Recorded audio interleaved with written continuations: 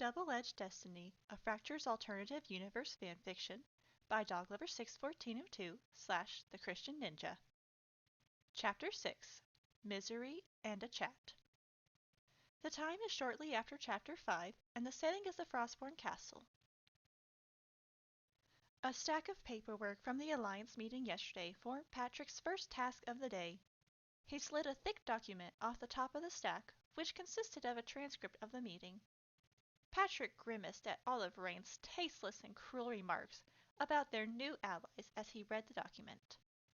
The super soldier's behavior worried Patrick. The truth heavily relied on Rain's cooperation with both the Frostbourne and Underwatchers, but Rain barely even followed orders from his commanders. Patrick's greatest fear was Rain saying or doing something to enrage their allies and undo the truce. Deciding to push this issue and the stress it brought out of his mind for now, Patrick pulled another paper out of his stack and reviewed it. This one contained details regarding the End Matriarch's visit to the overworld. Suddenly, a knock on the door requested his attention. "Enter," he said. Lieutenant Bob Hunter entered the room with a frown on his face and an envelope in his left hand. He saluted before clearing his throat.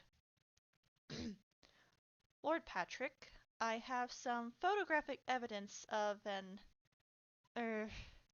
incident that occurred in the middle of the night," Bob said. He extended his left arm toward Patrick. Patrick took the parcel from Bob. This lieutenant had always proved himself trustworthy.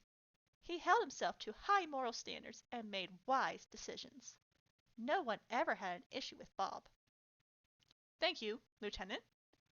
Anxiety filled Patrick's stomach as he opened the envelope. Officers reserved photographic evidence for severe situations, since cameras were rare and difficult to produce. A nervous gut feeling told Patrick that Rain was likely involved in the situation Bob came to report. Patrick's expression paled as the picture emerged from its envelope, revealing Rain chucking a giant snowball into the End Matriarch's face. The two stood in front of a frozen pond, and the angle of the camera suggested that it had been taken from the city walls. They wore snow-soaked pajamas and minimal winter gear. "Is he insane?" Patrick groaned. "Lieutenant, what time did you take this picture?" "Approximately 4:30 this morning. The guards on the walls warned me of activity near this pond, and another guard reported 2 people leaving through the south gate at 1:45. She was not aware that the people were the End Matriarch and Rain," Bob replied. Patrick took a deep breath. Although Ceres and the Dragon Tamer had been respectful during their tour of the castle, Patrick knew this behavior would not last long. It barely survived a few hours. "Ugh! Does he realize he just made the End Queen look like an idiot? How did he even convince her to go outside, tell her that we needed her outside for some reason, and then beat her up with snowballs?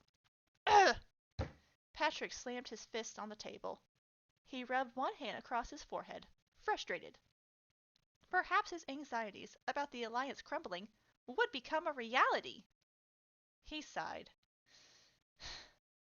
"Why didn't you intervene when you caught them?" Bob shot a nervous glance at the floor. "They're both very powerful.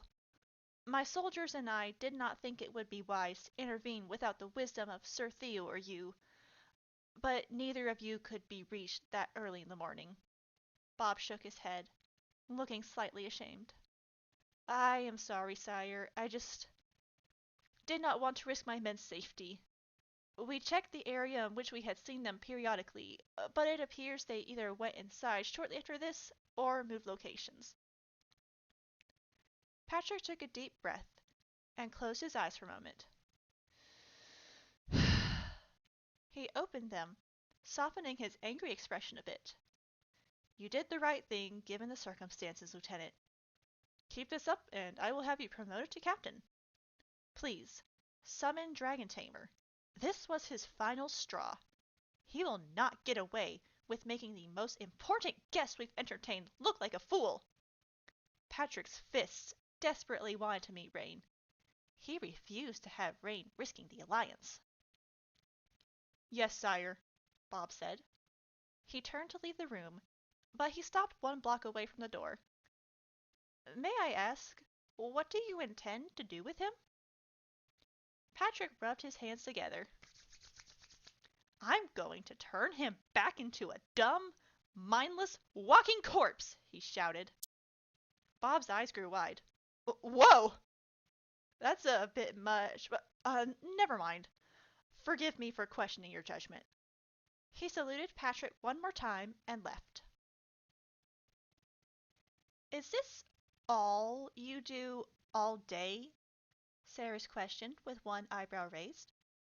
She watched as her newfound friend trained himself with a punching bag in the training room. She scratched at the water rash on the side of her head. Of course not. Rain's sentence trailed off as he thought about his daily activities. His face dropped to a frown as he quickly realized that she was almost right. Okay, actually, most of what I do is training. Other than that, I guess I just kind of keep to myself. Rain hit the punching bag as hard as he could, suddenly angry. The bag swung to the side and nearly crashed into Saris. Saris teleported to the opposite side of Rain to avoid the punching bag, making him jump. She chuckled with a small frown on her face. Heh, sounds like my life, except I also do a lot of paperwork. Being a queen means you do a lot of office stuff. Maybe I am a bit of a secretary. She grimaced, realizing that their lives sounded depressingly similar. Rain sighed and stared at the punching bag, barely even noticing her joke. Her question reminded him that he had no life in the Frostbourne except his job and isolation. Although his life in Glacierford also involved a lot of training as a part-time soldier, he had his friends, family, and a girlfriend to be with during his free time. Here, he had no one to join him except his grief. I, after my soldier stuff is done for the day, I don't have anything else to do or anyone to be with. All the other soldiers look at me like I'm some feral zombie, and no one wants to talk to me unless they're mocking me, and I I just hate it here. Rain hit the punching bag hard, attempting to release his anger. As she searched her mind for something comforting to say, she watched Rain fight the punching bag. Her eyes wandered away momentarily to the clock hanging on one of the walls. Oh, it's almost 9 o'clock. I have to meet Sir Theo in the conference room. She frowned. I wish I could have been more help. I feel like I haven't said anything encouraging or helpful. Rain looked toward the clock too. He had group training at 9 o'clock with the army and needed to leave now as well. It's okay. I appreciate the fact that you listened. Do you need help finding the conference room? No, I remember where it is, but thanks. I'll see you later, Sarah said before disappearing from the room. Rain stared at the purple specks of light left in the air after she teleported away. Begrudgingly, Rain dragged his feet to the exit. Today, his unit would train on the obstacle course. Since Rain was undead, he was far stronger than the other soldiers and could easily outrun anyone on this course. Azura had ensured that he would be stronger and more powerful than the average live human when she revived him. Despite the fact that he could excel at the obstacle course, this activity brought him no joy. The other soldiers hated constantly being bested by the super soldier, and his zombiehood brought him nothing but mockery. Group training meant Rain would endure a few hours of harassment and cruel jokes. To make matters worse, the officers over his unit never intervened to stop the bullying. Run! It's the zombie! Someone yelled. The voice resonated down the hallway. Rain glanced up, seeing two soldiers from his unit. He narrowed his eyes. Although he wished to yell, "Shut up," he held his tongue. He's gonna eat our brains! Oh no! The second soldier yelled. The cruel pair laughed for a moment, until they caught sight of Rain's enraged face. Instantly, they ran away down the hall, continuing to laugh. Ha ha ha! Rain gritted his teeth, wishing he could either punch them or the wall. He shoved his fists into his pockets and stared at the floor angrily as he walked. They don't know what a real zombie looks like, he muttered to himself, remembering the pain he lived with after the zombie attack on Glacier Ford. Rain! The dragon tamer whirled his head around, searching for the source of the new voice. He quickly recognized the sound of Lieutenant Hunter. The officer had entered the hallway from another hall. Rain saluted him. Lieutenant, he said, in a drained voice. Bob took a few steps toward Rain. His face had a slight amount of anger etched into it. Lord Patrick wishes to see you in his office. Bob's tone of voice indicated that Rain had displeased him. Rain had grown accustomed to being on Bob's bad side, as the lieutenant had never defended Rain from the other soldiers or spoken a kind word to him. Bob sometimes even participated in the jokes and cruelty. About what? That is not how you speak to a lieutenant, soldier, and I think you already know that, Bob said. He began to walk past the soldier briskly, heading for the training yard. To Sir Patrick's office, immediately! Rain watched in confusion as Bob marched down the hall. Rain rolled his eyes, trying to figure out why Patrick had summoned him. He quickly deduced that his boss was angry with him. He reluctantly changed his path and headed to Patrick's office. Rain pushed the door to his boss's room open and saluted him. He hated having to show respect to this disrespectful man. You wanted to see me, sire? He said, saying sire in an irritated voice. Patrick, who sat in his desk chair, stared at Rain in disgust. Sit down. He pointed at a chair in front of the desk and waited for the soldier to take his seat. Patrick rose. You've really done it this time, Dragon Tamer! He slammed his hands on the desk. Anger radiated off the man, and his face looked like it would explode. Rain was tempted to yawn in boredom, having heard this statement many times, but Patrick looked unusually angry today. Rain decided not to provoke him any further. What are you talking about? Patrick shook with rage. You. He drew in a deep breath. He shoved the picture toward Rain, whose eyes grew wide as he looked at Bob's photograph. You idiot!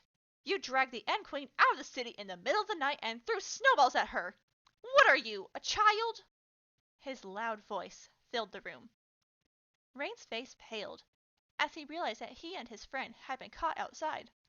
Sire! Quiet! Patrick loomed closer to Rain, who shrank in fear. How in the world did you even get her to come outside with you? What lie did you have to tell her? Rain held up his hands defensively. His heart pounded, and his eyes were wide. Sire, I swear I didn't lie to her at all. You... Again. Patrick cut him short. Do you think I actually believe you? Yesterday you kept calling her names and acting like you wanted to fight her. And what's with that bruise on her face? I swear, if you actually hit her... Patrick looked ready to hit Rain. No, she fell down outside during the tour because the steps were slippery. I didn't hit her. Rain knew this was a lie, but at least he and Sayers had agreed on telling it. Just shut it! Patrick yelled. He panted in anger.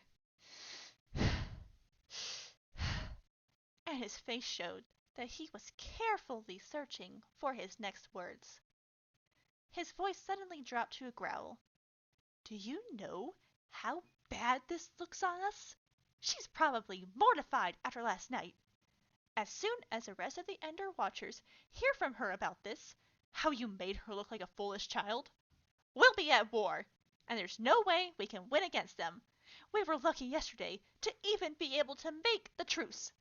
Patrick slammed his hand on the desk again, causing everything on the table to jump a few pixels. Sire, please, hear me out, or at least hear her side of things. Rain had never feared his boss as much as he did right now.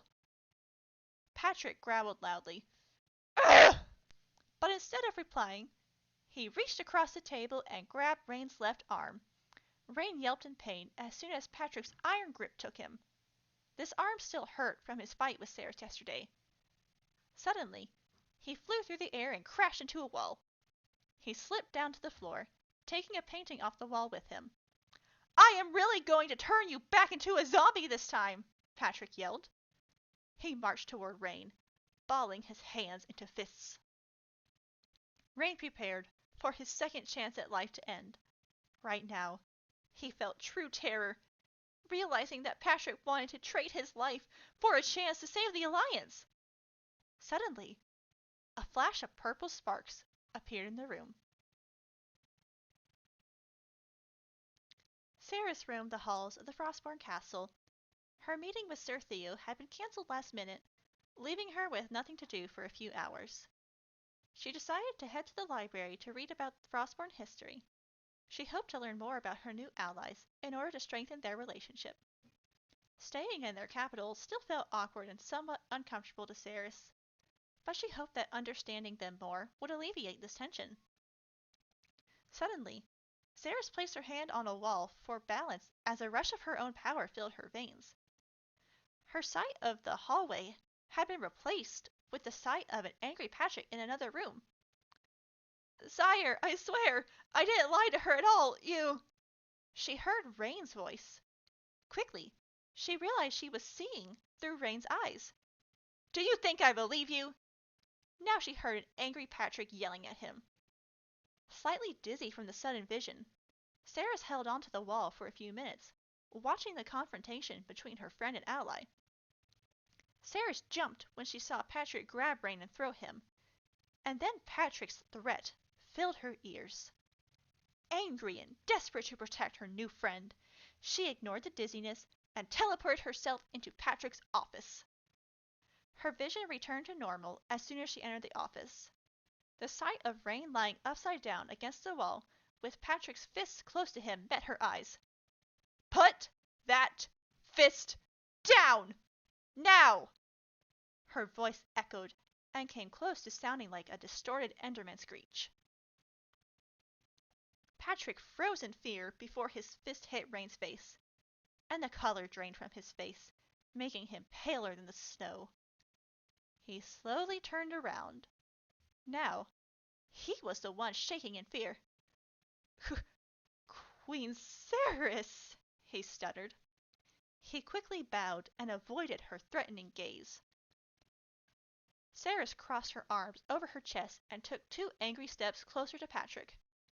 "What is going on here?" she asked, despite the fact that she had seen most of their confrontation. Patrick stared at the floor, speechless. He seemed to be searching for his reply. He ran to his desk, awkwardly bumping into the side of it. He grabbed a paper off the desk and held it out to her. It was a photograph of her and Rain in the snow. "My lieutenant, show this to me. He, the dragon tamer had no right to make you act like a child this way." "So you're punishing him by killing him?" She spoke slowly, in a deep voice. "And why didn't you let him speak? Or even entertain the idea of hearing my side before acting out?" He seemed confused by the fact that she knew the details of his conversation with Rain. But right now, she did not care to tell him about her vision. Ceres waited for Patrick to speak, but he uttered no sound. "I'll have you know that my friend and I settled our differences and decided to have some fun." Patrick's jaw dropped. He looked at Rain, who slowly stood up, and then he glanced back at Ceres. "You two are friends now?" She responded with a nod. The shock on Patrick's face at this revelation delighted Ceres. Her gut feeling of dislike for this man had proven correct. "Yes, we're friends. Since he is part of my destiny now, it seems wise that he and I become close. Now, care to explain a bit more what you were doing when I arrived? Or what you meant by saying you would turn him into a zombie?" She narrowed her eyes. The sobering fact that she would have lost her newest friend if she had not arrived in time and invaded her mind. That was an exaggeration, Patrick said quickly in a voice high with fear. This isn't the first time he said that, Rain said. He still had a terrified look on his face. He's threatened me many times, and I always thought he was exaggerating, but this time... Rain's eyes grew wet with tears. The adrenaline from the initial shock of nearly dying began to wear away. He blinked, hoping not to cry in front of his boss and his best friend. Sarah took a moment to consider her next actions. Since the prophecy hinged on Rain's survival, this incident gave her a valid reason to end the alliance. This solution would be necessary if Rain lived in constant danger. However, she decided she needed to talk to Rain before making a decision. You do value this alliance, right, Sir Patrick? She did not wait for his answer. Then I expect you to treat Rain with respect. If you hurt him, I can easily end our truce and take Rain with me to the end. He serves an important role there, and he would be welcomed, unlike he is here. Now, if you'll excuse me, my friend and I have some things to discuss. She teleported to Rain's side and put her arm over his back.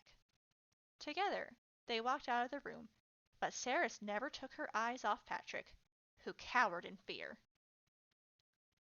The time is 1 hour later. Are you sure you want to continue living like this? Saris asked. Concern wrinkled her face. For the past hour, she and Rain had sat in the living room together, discussing the incident in Patrick's office. What if he tries something like that again? A part of her desperately wanted to end the alliance with the Frostbourne and take Rain to the end for his safety. She refused to allow Patrick to rob her new friend of his life or ruin destiny. She scratched the water rash on her leg. Rain stared blankly at the floor, still shocked by today's incident. He was also exhausted from their snowball fight. He pondered her question for a moment. Life here sucks, that's for sure, but... Rain smiled. After what you said to Patrick earlier, I doubt he'll try this again. Even though Sir Theo has never cared about what Patrick does with me in the past, I'm sure once he hears this from you, he'll also keep an eye on things too. I still think it's weird that you had a vision of me, though. Has anything like that ever happened before? Sarah shook her head as she scratched her arm. No, that was new to me too, but I didn't have much time to think about it. I had to stop Patrick before he... well... She would have to ask Vordis, who had more familiarity with the prophecy than she did, if he knew about the visions. Perhaps it's because we're now bonded through our destiny. She shrugged. That's cool, but one more question. Why are you so willing to throw away the alliance for me? We've barely known each other for a day, and for half of that time we hated each other. Rain had not known anyone willing to sacrifice for him in a while, let alone ever knowing someone who would give up something this big. He felt a little guilty that the alliance might end because of him. Sarah smiled. I'll do anything for a friend.